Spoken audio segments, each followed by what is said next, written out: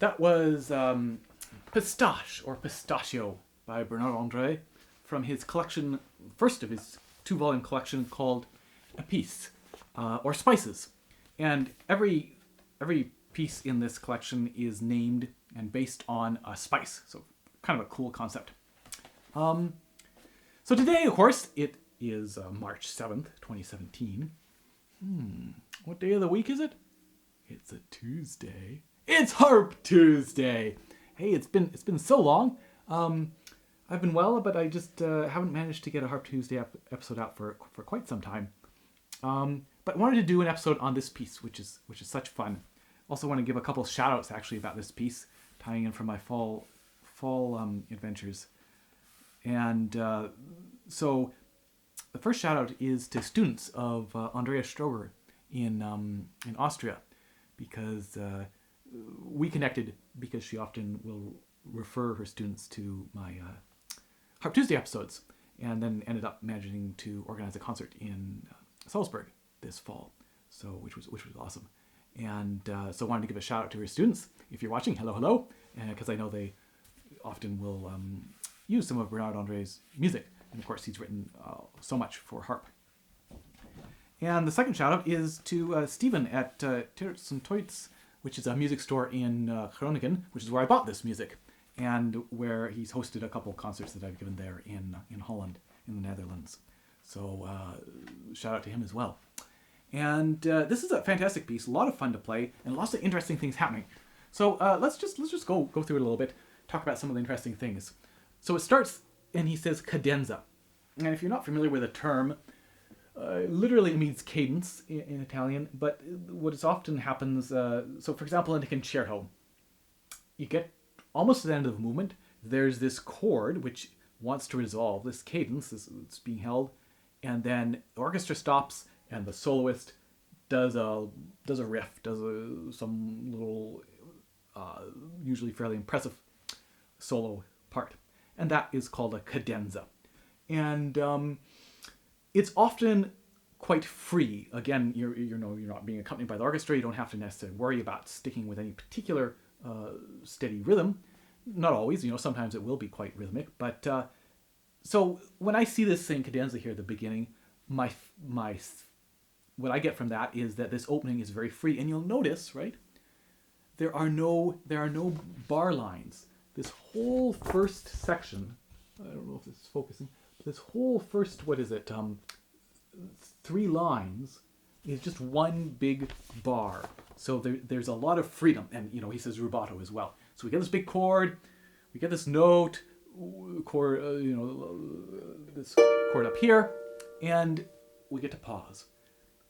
And before we go on, let me talk about actually the first thing that maybe strikes you when you look at this piece, and that's the key signature. So take a look.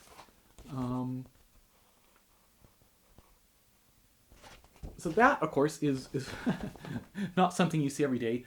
2 flats and 2 sharps.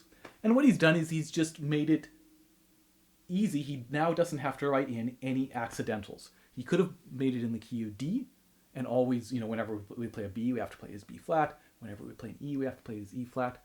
But he's just done it this way. And of course, with a harp, this is great because we get to set those settings and forget.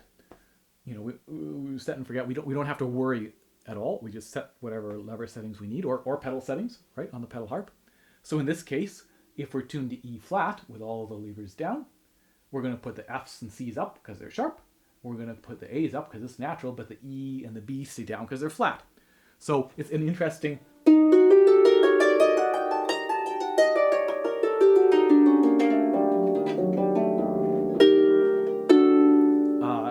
cool little key. Anyway, so we get this opening chord, as I said. We hang out there for a bit, and then... Sorry. So instead of feeling like we have to go strictly from... in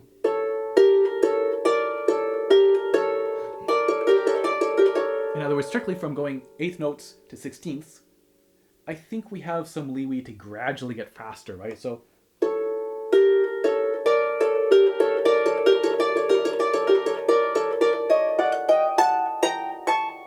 And notice how it's built in at the end, right? We go to triplets here. which are slightly slower than the 16th, and then we get to duples, so even slower. So again, I think what he's looking for, and certainly what the music seems to call to me to do, is to gradually get more intense and then back off, and then we get this another big chord, and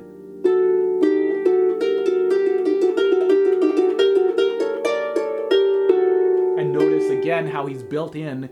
He's got a writ there as we come down, but he's also just built in with his triplet into duple out of the 16ths, a natural slowing in. So we can, in that case, pretty much follow the rhythm, but also again just having it feel very organic, right? That we want this to, we don't even worry about following strictly to the metronome. What we want it to feel is just very, very free. But like every note belongs, when it happens, it should feel as if it belongs there. Then we have a muffle cymbal. Now, I just want to talk a little bit about my own preference. Like, I really hate doing a big two-handed muffle and then continuing to play in a piece. It's fine, like between movements or something, but it just kind of breaks things up visually and as well as what we're hearing. So it would be nice to get rid of some of the sound, right?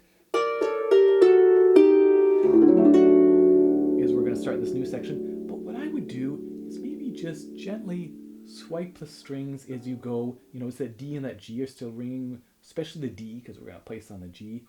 But we got, maybe it's not even it's not even the G, it's the A. So we're going to kind of stop the two of them as we go to place this next little section. Rather than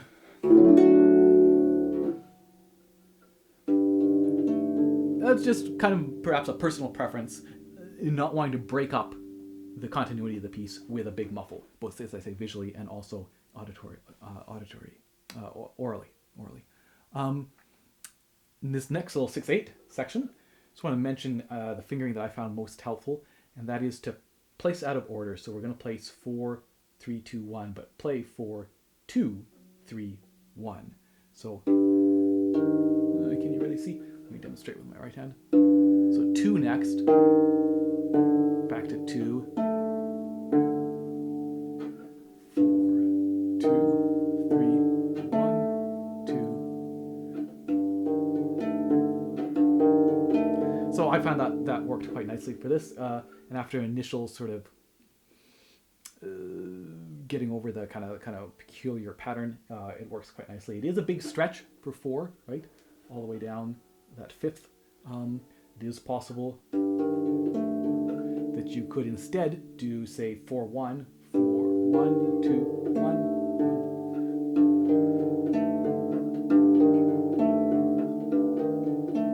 Absolutely valid way to do it. For me, with my long fingers and hands, I like the 4, 2, 3, 1. And I would suggest possibly a little bit lower on the strings than normal, just in this left-hand accompaniment passage here. Then we get sans pince, which pinched, it should sound pinched, right? And all we can do here is kind of just keep that in mind.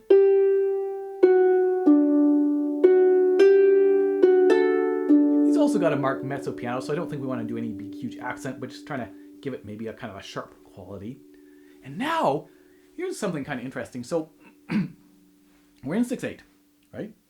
And normally 6/8 we feel it is two big pulses, and each pulse is made up of 2 sets of triplets, like 1, 2, 3, 4, 5, 6, 1, 2, 3, 4, 5, 6.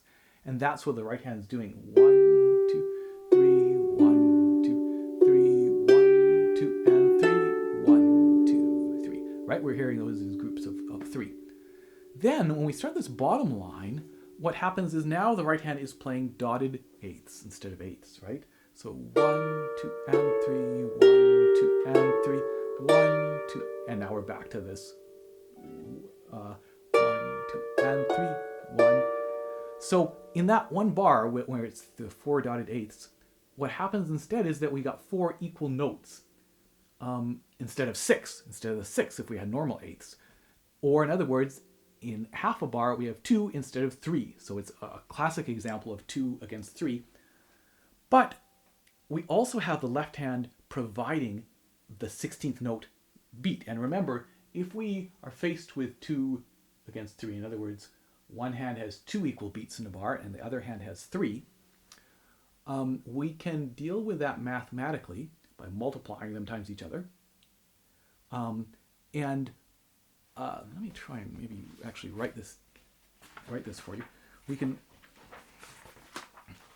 multiply them times each other and get 6 counts that we want to pay attention to.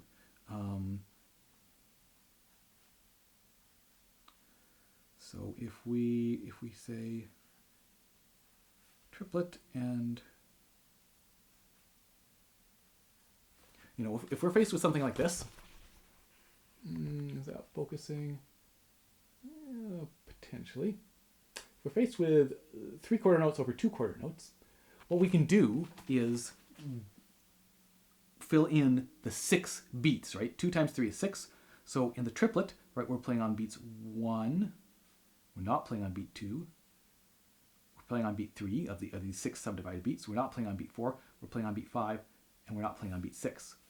And conversely, with a normal quarters, we play on 1. Right? We play 1, 2, 3, and 4, 5, 6. Not sure. I'm hoping this is coming through. So that's how they work, right? And that's why you see that it's together, right? 1, they both play on 1, nothing plays on 2. The triplet plays on 3, the duple plays on 4, the next triplet plays on 5, and nothing plays on 6. So that's that classic boom, boom, bop, boom, boom, like boom, boom, bop, boom, together, right, left, right, or whatever, however you want to count it. 1, 2, and 3. So a classic 3 against 2 example. So in this case, instead of just having 3 against 2, he's filled in those 6 beats for the most part with 16th notes. So we've been going along 1 and 2 and 3 and 1 and 2 and 3, or 1, 2, 3, 4, 5, 6, 1, 2, 3, 4, 5, 6. And when we get to this spot where the right hand has the dotted eighths, instead of going 1 and 1, 2, 3, 4, 5, 6, 1, 2, 3, 4, 5, 6, 1. We're going 1, 2, 3, 4, 5, 6, 1, 2, 3, 4, 5, 6, 1, 2, 3. And then we're back to the filling it in 2 groups of 3 instead of 2 groups of 2. So it's a cool way to kind of, you're getting that 3 against 2 feel without freaking people out too much, because it's very clear where you have to place those dotted eighths, for example, the duples, because they're coming with a specific left-hand note, same as all the right-hand notes are coming with a specific left-hand note that's keeping up that subdivided 6. So kind of a cool effect, and just a nice way to introduce that. Let's talk about then the next page. We have another cadenza section. Again, there's no bar line. It's long, fairly free, and we're just going up on this 7th chord.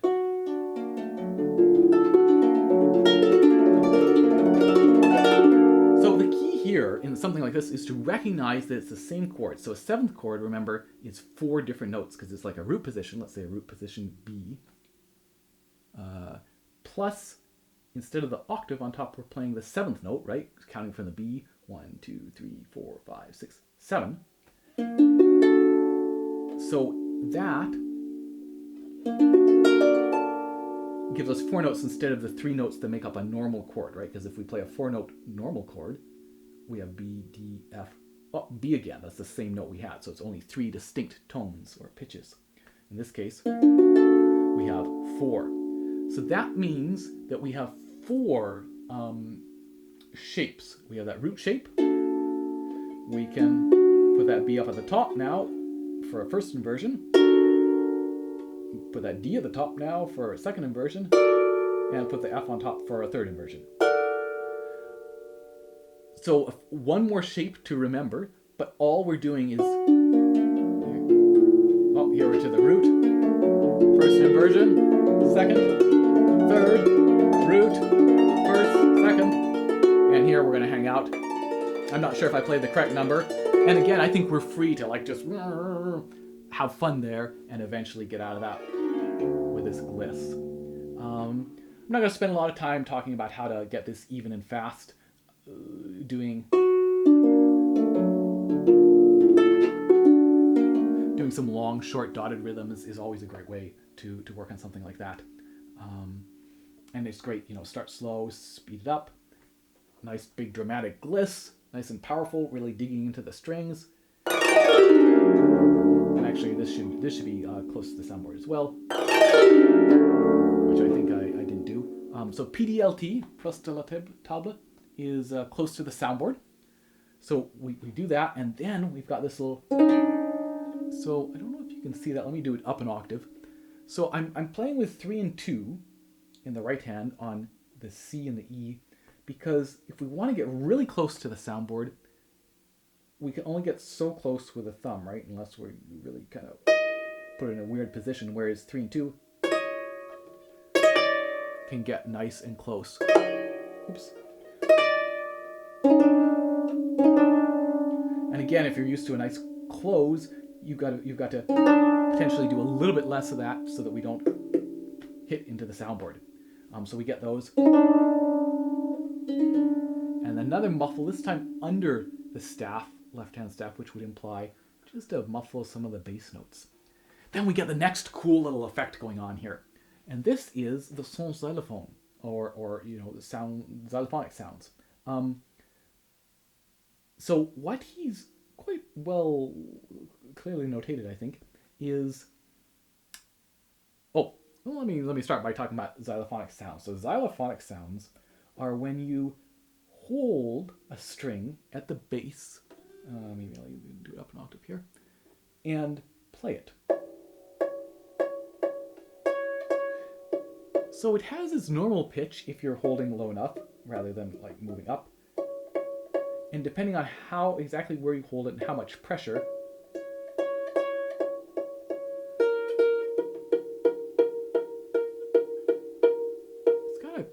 cool, kind of a very neat sound. So in this section, we're going to be holding the G, the A, and the B with the left hand. So again, you want to hold nice and close, and I'm sorry you can't quite see this, nice and close to the soundboard, right? We're going to hold it nice and close to the soundboard. I'll do it up an octave for a moment. And you'll see that in the score, under the bottom line, right, it says son xylophone, and on the top it's son natural, and that means, and again, he's distinguished this by stems down, stems up, 2 voices. So this chord, right, that's why we know we're going to hold these notes. The bottom 2 notes are going to be this xylophonic sound, and the top note, the tune, is going to be just normal. And this is up an octave, remember, just so you can see. So that C is being played normally.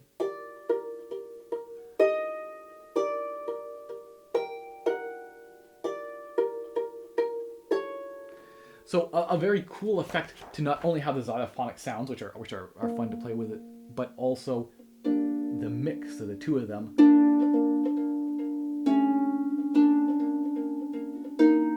So lots of fun there. Then what else do we have to talk about?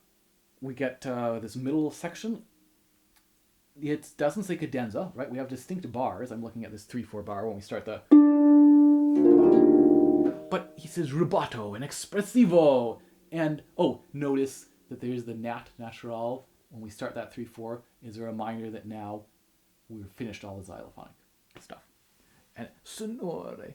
And so this, again, is quite free and quite descriptive, as it were. And we have a lot of room to... Of course, we want to try and look at the rhythmic notation that he's put down, but it should come across as being very, very organic, right? That rather than like mindlessly following this, that we should be feeling it, right? That we're carried away with this very sort of passionate and expressive section here. We hear this.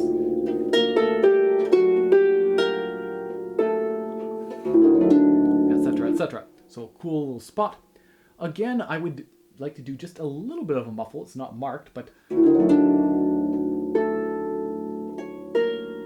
just kind of gently stopping that D, brushing the strings a little bit as we go to, oh, back to this. So we get some repetition. Last page, those last 2 lines basically. We get, again, some 3 against 2. This time we're missing the 16th. But again, he hasn't written them as triplet and duple. It's just we're in 6/8. He's got these 8th notes and dotted 8th notes. And that's the relationship of 3 against 2, right? It's kind of cool that way.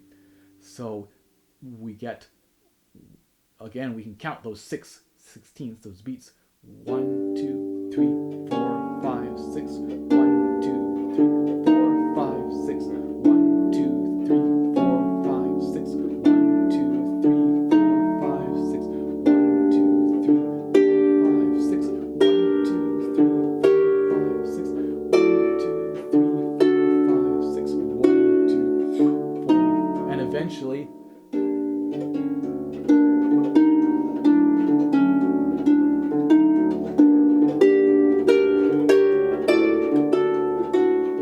again, remember, it's together, and as long as we're hearing these as being steady triplets, the second right-hand chord always comes right in between the second and third beat. 1, 2, and 3, 1, 2, and 3, 1, 2, and 3. Then we start making our way down towards the soundboard. On this harp, you can really hear that change in timbre, in color, in sound from